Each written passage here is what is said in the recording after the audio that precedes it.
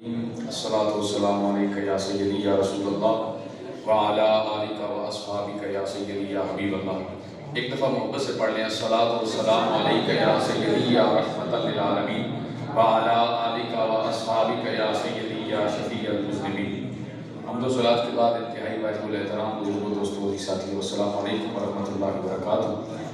اللہ تعالیٰ کا لاکھ لاکھ شکر ہے جس نے ہمیں اپنی زندگی کے یہ چند لمحات، چند گھڑیاں ان کو قیمتی بنانے کا موقع نصیب فرمایا، اور آج الحمدللہ آپ کی اس علاقے کی مسجد سیدنا صدیق اکبر کے اندر الحمدللہ ہم یہاں پہ حاضر ہیں۔ اللہ رب العالمین حکم الحاکمین تمام احباب کی محبتوں کو اپنی پاک بارگاہ میں قبول فرمائے۔ ابھی ہم نے عشاء کی نماز بھی پڑھنی ہے، دعا بھی کرنی ہے، آپ کے لیے لنگر شریف بھی کافی دیر سے تیار ہے، اس لیے کوئی لمبی چوڑی بات نہیں ہے۔ میں بس صرف اپنا ایک پیغام میسج آپ کے سماعتوں کی نظر کروں گا۔ جی تو چاہ رہا تھا کہ جو ماحول ہے اس میں جو ہے وہ اپنی حاضری بھی بھرپور ہو جائے، لیکن آپ کا بھی خیال کرنا ہے، چونکہ یہ تو سلسلہ محبت میں نے پچھلی دفعہ بھی عرض کیا تھا کہ اب بن گیا ہے تو یہ محبتیں انشاءاللہ چلتی رہیں گی اور قائم رہیں گی۔ ایک گزارش ہے، اگر کسی کو شرعی مسئلہ نہیں ہے کہ وہ آپ دور دور بیٹھیں گے تو کچھ مسئلہ ہوگا، کوئی اگر کورونا شونا کا ڈر نہیں ہے اور مطلب کوئی مسئلہ نہیں ہے، تھوڑا تھوڑا قریب ہو جائے گا۔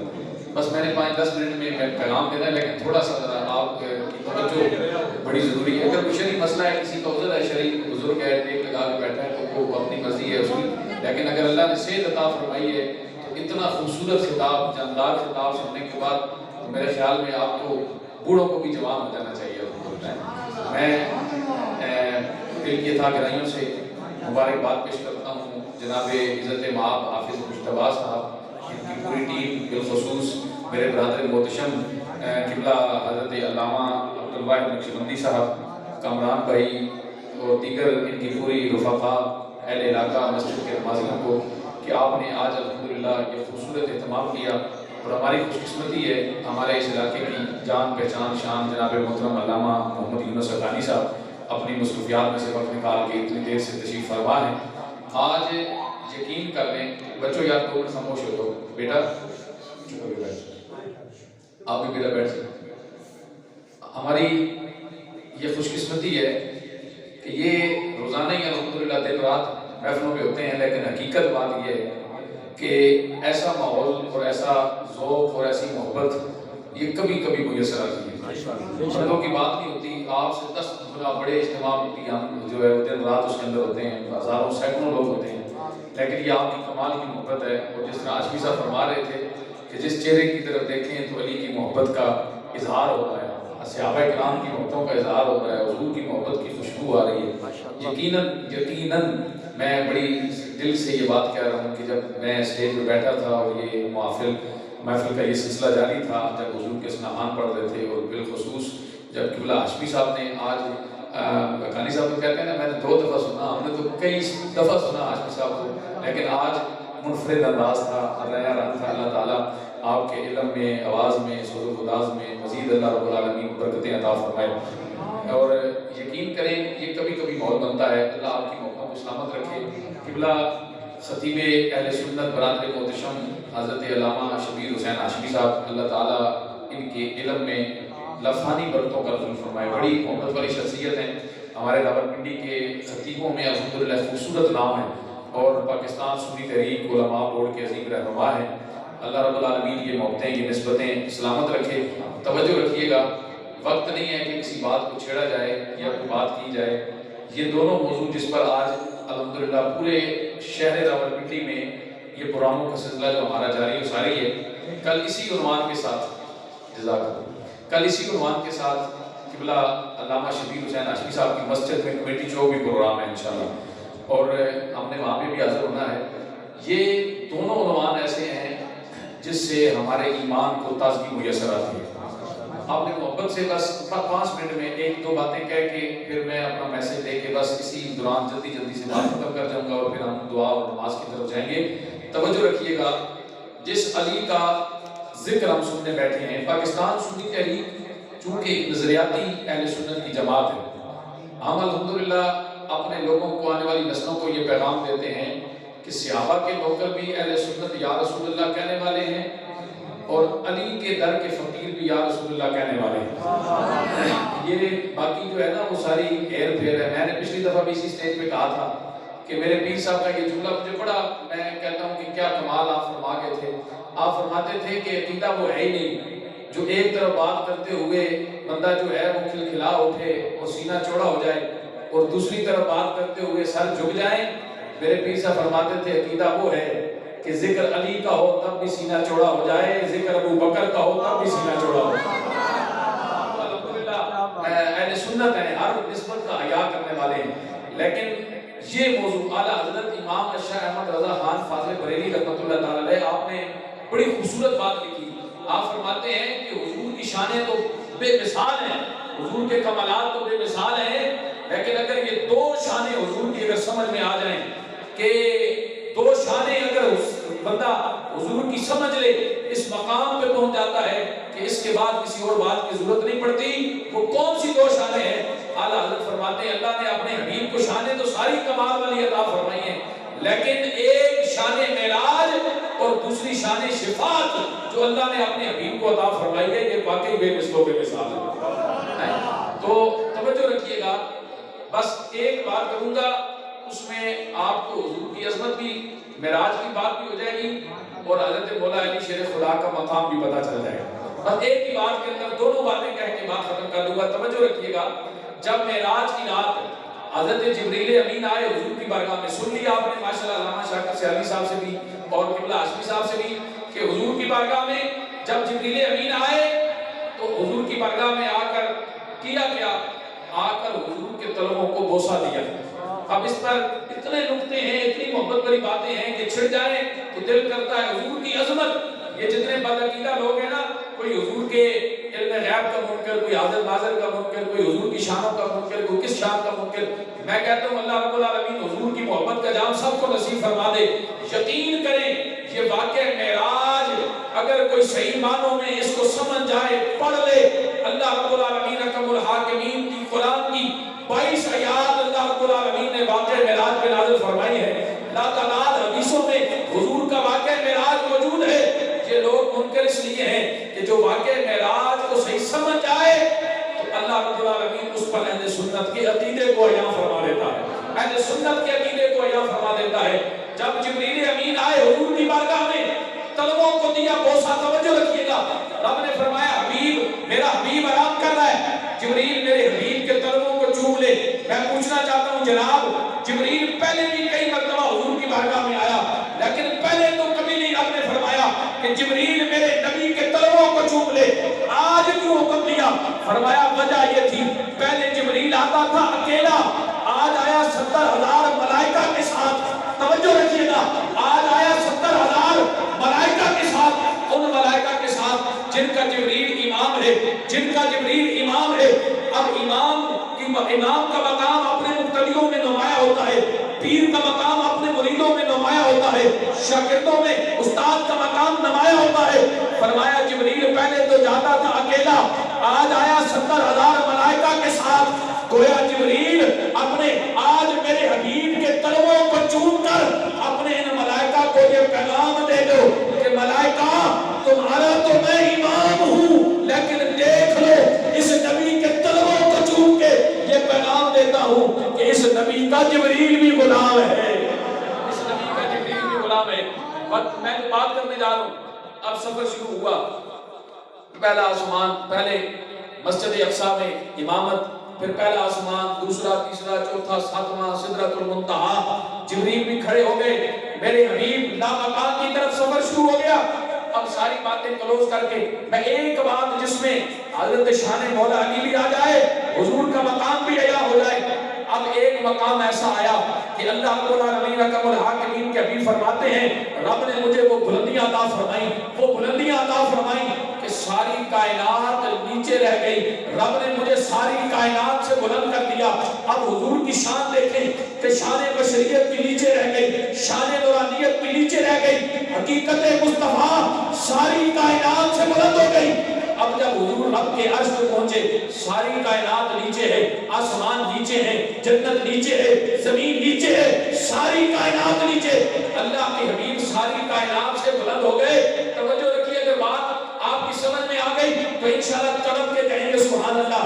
علی کے غلام، علی کے نوکر تڑپ کے کہیں گے سبحان اللہ. اب ساری کائنات نیچے رہ گئی. جب حضور عرش پہ پہنچے اپنے نالین اتارنے لگے، رب نے فرمایا حبیب یہ نالین اتارنے نہیں، مولا جب طور پر حضرت موسیٰ گئے تھے تیرا حکم ملا کہ اے موسیٰ اپنے نالین اتار گیا.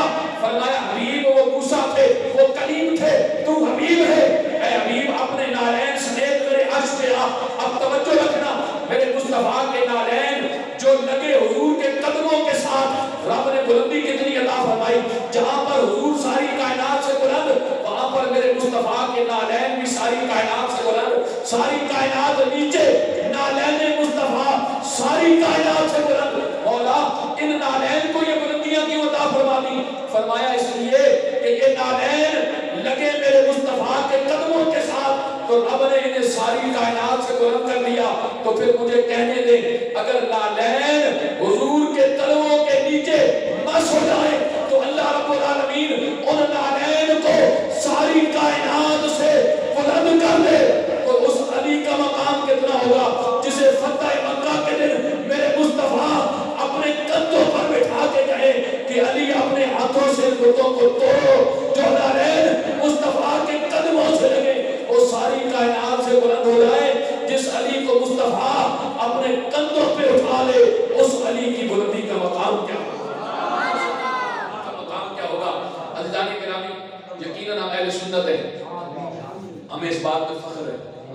ہم نے الحمدللہ لوگوں کے عقیدے کہیں پر جو ہے وہ تاریخ کے محتاج، کہیں پر کسی مولوی کے محتاج، کہیں پر کسی ذاکر کے محتاج. الحمدللہ اہل سنت تمہیں مبارک ہو. ہمارا عقیدہ وہ عقیدہ ہے جو کسی تاریخ کا محتاج نہیں. الحمدللہ ہمارا عقیدہ یا اللہ کے قرآن سے ثابت ہے یا میرے مصطفیٰ کے فرمان سے ثابت ہے. ہمیں کسی کا مسئلہ نہیں. آؤ یہی پاکستان سنی تحریک کا پیغام ہے کہ میں تو اکثر یہ کہتا ہوں جب ہم احادیث مبارکہ کا مطالعہ کرتے ہیں تو یقین کر لیں یہ بات پکی اور سچی ہے. اگر آپ محبت کی نگاہ سے حدیث کا مطالعہ کریں گے، جب ہم حدیث کا مطالعہ کرتے کرتے حضرت اما عائشہ صدیقہ رضی اللہ تعالیٰ عنہ آپ کے دروازے پہ دستک دیتے ہیں تو حضرت اما عائشہ صدیقہ کی بارگاہ سے حضرت سیدہ کائنات کی محبت کی خوشبو آتی ہے. اور جب ہم حضرت سیدہ کائنات حضرت سیدہ فاطمہ الزہرا رضی اللہ تعالیٰ عنہ آپ کے دروازے پہ پہنچتے ہیں تو وہاں سے حضرت سیدہ اما عائشہ صدیقہ کی محبت کی خوشبو آتی ہے. اور جب ہم حضرت ابو بکر صدیق رضی اللہ تعالیٰ عنہ کے دروازے پہ پہنچتے ہیں تو حضرت مولا علی شیر خدا کی محبت کی خوشبو آتی ہے.